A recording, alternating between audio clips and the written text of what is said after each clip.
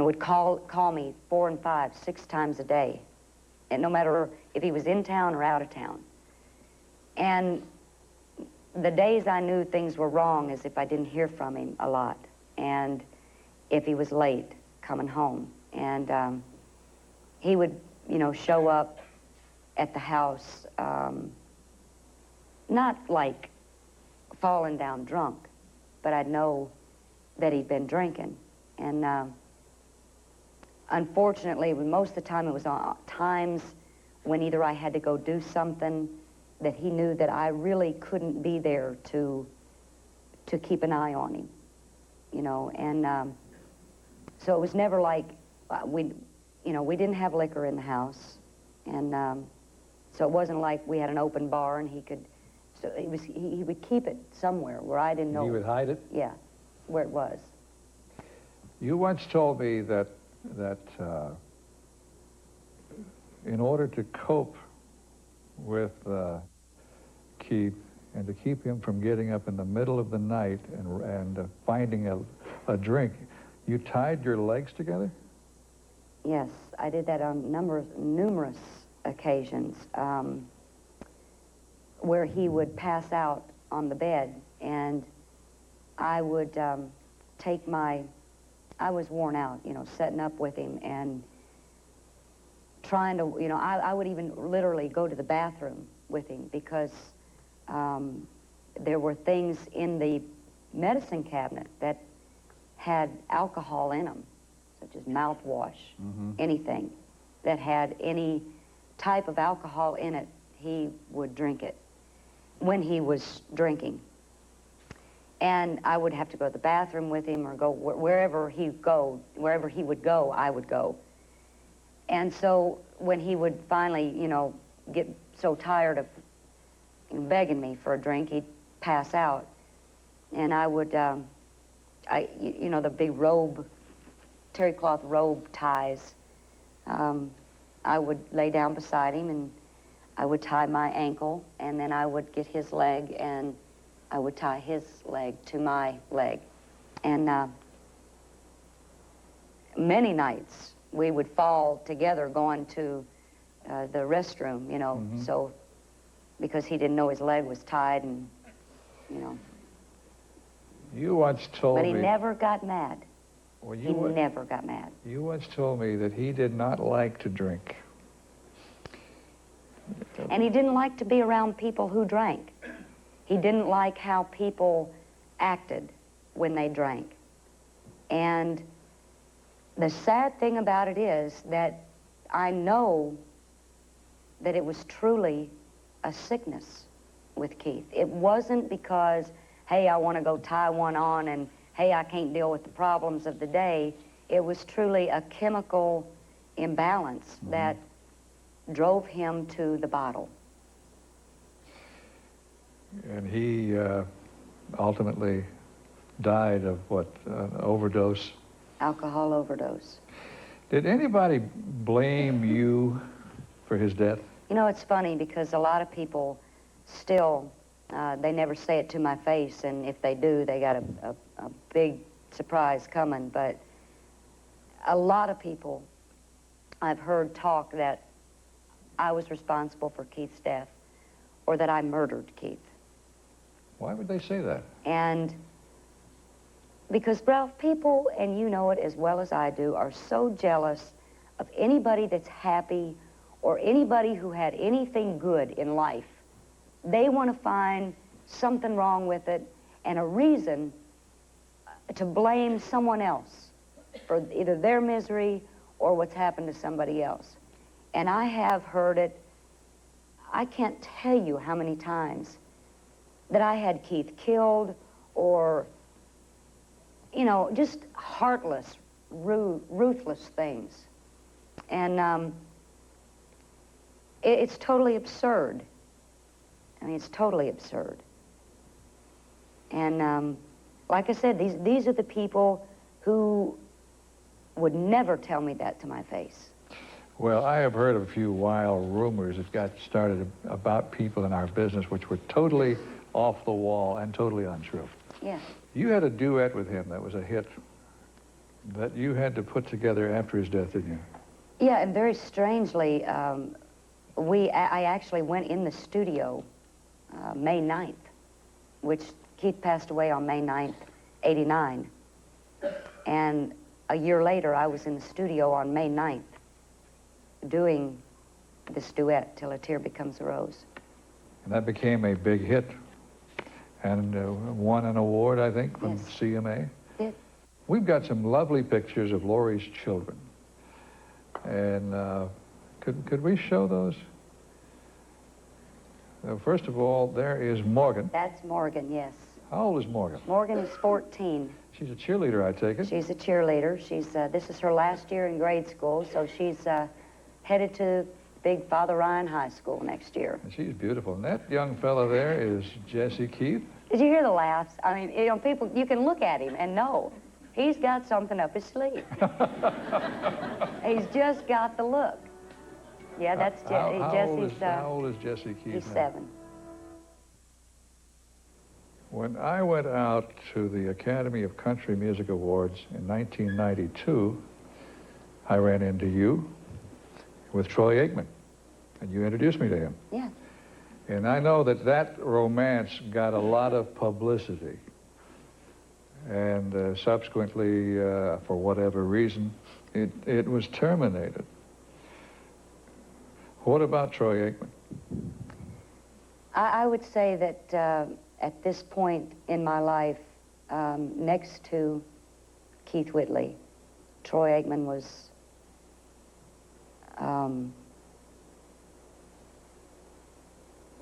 I was totally in love with Troy, totally.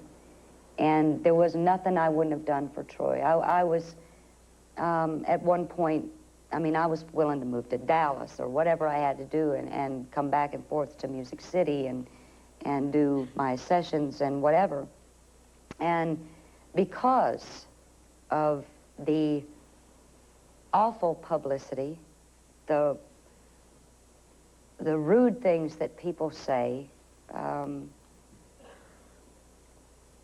it ruined our relationship. You mean that relationship was broken up by rumors? Rumors, media, and a lot of loud mouths.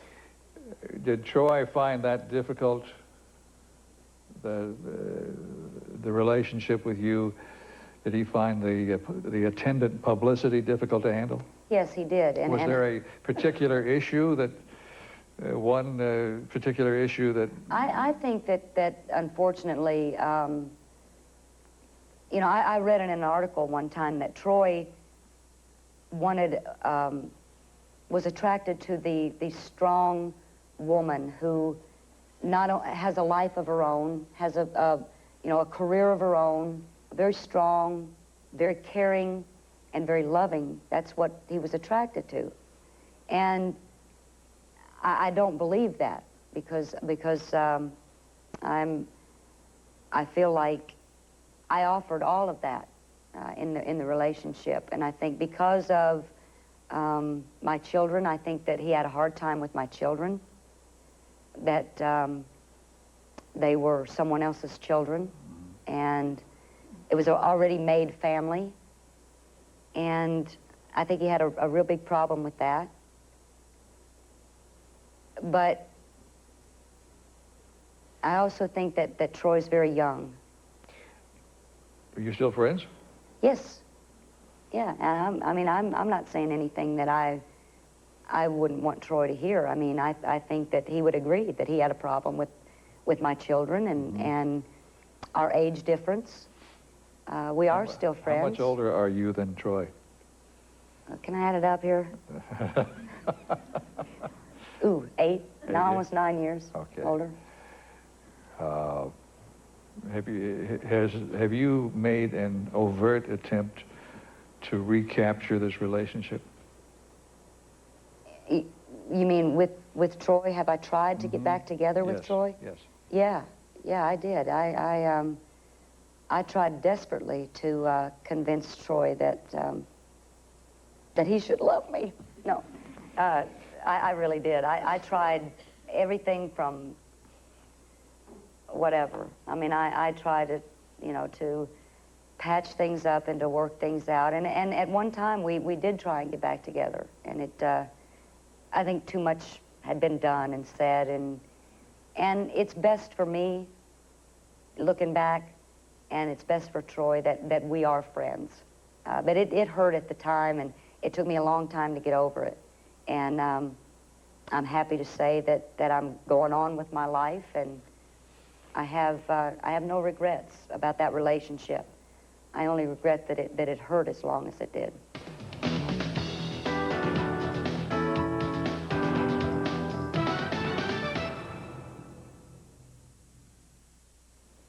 Let's have some fun. Let's please do. All right. Now, one of my favorite stories is a story that took place at the Chevrolet Geo Theater here at Opryland. And it involved the song Something in Red. Do you know what I'm talking about?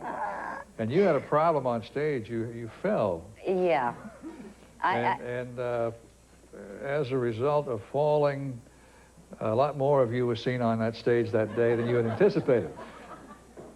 You know, I always normally wear pants on stage. And this day at Opryland, I was working the Geo Theater, and it was the first day that my new record label, B&A, was coming to see one of my shows. And I thought, well, I will dress up a little bit for my record label. So I'm on the bus with Ruthie, my secretary and best friend, and we were getting out these little things for me to wear, and we finally came across this little taupe dress that lace up on the top and chiffon, just not very far above the knee, but, you know, real pretty, low dress. And it dawned on me that it didn't have any hose on the bus, and was actually frantically looking for a pair of underwear to wear. And excuse me, didn't you have any on? that's none of your business, Ralph.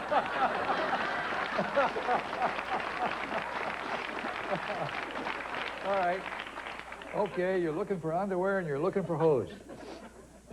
So Ruth opens a drawer on my bus, and she gets this pair of red lace underwear out. And she said, here's some. And I said, well, okay, is it going to show through the dress? The problem was, Ralph, the color of the underwear, okay? Not that I didn't have any. It was the color, so it wouldn't show under the dress, okay? So anyway, we put these red panties on, and standing there, and I said, okay, I stood up, and I said, now I'm going to stand right here at the light, with the light behind me. Can you see through the dress? And she said, no, it's perfect. You can't see red. You can't see through it. Everything's perfect. I said, okay. So I go out, and I'm so prepared to give this the show of my life, you know, to impress my record label. And I do this part in the audience, in my show, where I go to this gentleman in the front row because he's not clapping, and I make him come up and I sing to him on stage. Sit down on stage, very gracefully, I might add. I sit down on stage, and he's standing there beside me, and I'm singing He Talks to Me to him. And I stand up, and I'm clapping as he's walking back to his seat, and I'm walking backwards on the stage. And when I turned around, I was right against my guitar player's monitor. And I didn't know it. And I took another step and fell face forward, bottom to the audience, front row.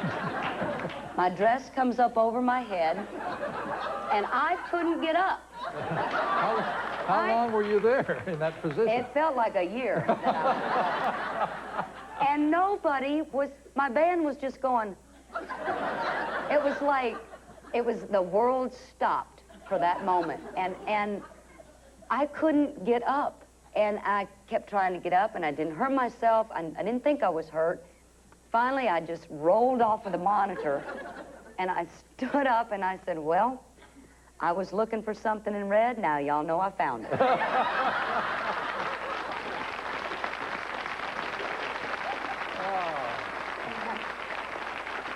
I have one more question about that episode. How did the audience react? You heard this, that was all you heard. It was like this huge, like 1,000, 2,000 people going, at the same time. And I remember turning around looking in the front row at my label, and Jerry, this girl who used to work there, went. I mean, it was like the moment that every entertainer dreads, and it happened.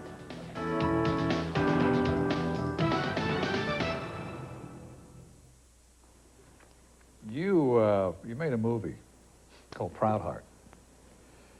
And I gathered from what I've observed and read that you'd like to be a movie actress. I would. In addition to being a singer. I would. Would you give up the singing to be an actress? No. Okay. And that was, we were doing a television series here in Nashville called Lorrie. And they wanted it to be a weekly series, and it was so draining for me. It was, I mean, really long hours, 6 and 7 days a week. And I said, when am I going to tour? Mm-hmm. Well, you don't need to because you'll be singing on this show. And I said, no, you don't get it. You know, I enjoy the stage and I enjoy performing, and that's what I want to do. If something else can come along and be, you know, an added attraction, then that's what I want. But as far as doing a weekly series and totally giving up my singing and my stage, I don't want to do it. Lorelei Lee was a pilot you shot for CBS? Right. Where you played a detective. I played a detective and by day and a country singer by night. Okay. And oh, go ahead. Well, I was going to say, what happened to that? Well, I particularly didn't like how they were portraying country music. Mm-hmm. I know they had me come out in this pink can dress, hot pink, I might add. A lot of fringe. Can dress with the fringe and I mean, I don't know of anybody in country music that really dresses that way, and unfortunately, the people who make movies and whatever, the first thing they think about when they think about Nashville is hay bales and barns. It's stereotyping. And it's so untrue. I mean... Well, as I looked at this, I looked at some of this, and I said, Lorrie doesn't dress that way. No. And being a character or not in the show, I didn't want country music to come across as the dumb hillbilly again. Okay. So for those reasons, it didn't work. Right. Tell me what remains for you this year? What kind of projects? You're always into projects. What kinds? Well, I have a brand new stage show this year that I'm very excited about. Of course, last year we had the War Paint Tour, and this year will be, I'm not real sure what the name of the tour is. I'm hoping it's just going to be called the Greatest Hits Tour, mm-hmm. because we're going back and of course, my next album will be the Greatest Hits. And I'm hoping that people will, you know, remember a lot of the songs from the first album. We're incorporating back in the show. Will all of the songs that have been hits for you at RCA be in this Greatest Hits album? Yes, they will. Plus you're going to add 3 more? I think 3 more. Yes, okay. One that I've written, and a new one that I've written, and I haven't got the last bridge to it written yet, so I'm going in the studio Monday, so I need to leave, Ralph, so I can go write it. When does it come out? The album comes out in April. You have a tour with Clay Walker? Clay Walker and I are touring all this year. Doing a few dates. Is this, this is a publicity shot for that.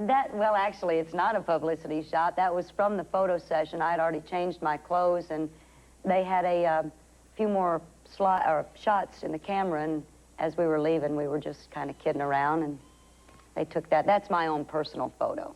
That's not... Okay.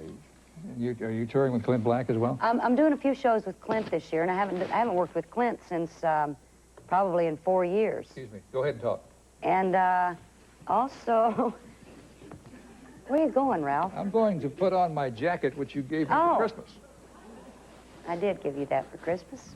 Yes, you did. Which is about, this is the War Paint, excuse me. It's the tour jacket. I really appreciate it. You're welcome. At this point, those are the projects that I'm working on. I'm very excited about this album. Are you going to continue to pursue movies if they don't interfere with your singing career. Right, I do. I really want, you know, I think the thing that I really am looking for in a movie is not particularly that movie, but like Whitney's first acting thing in The Bodyguard. I mean, that's the kind of role I'm looking for, something to open up a whole new venue for me. Something you could block off 3 months or 4 months to shoot and then Right, go and back then get back to what okay. I'm about. I want to thank you for coming to this show. I know that some of the things we talked about, particularly the death of Keith Whitley, was very painful. But you handled yourself well. You know that I love you very much. I love you. I really do. Ladies and gentlemen, Miss Lorrie Morgan.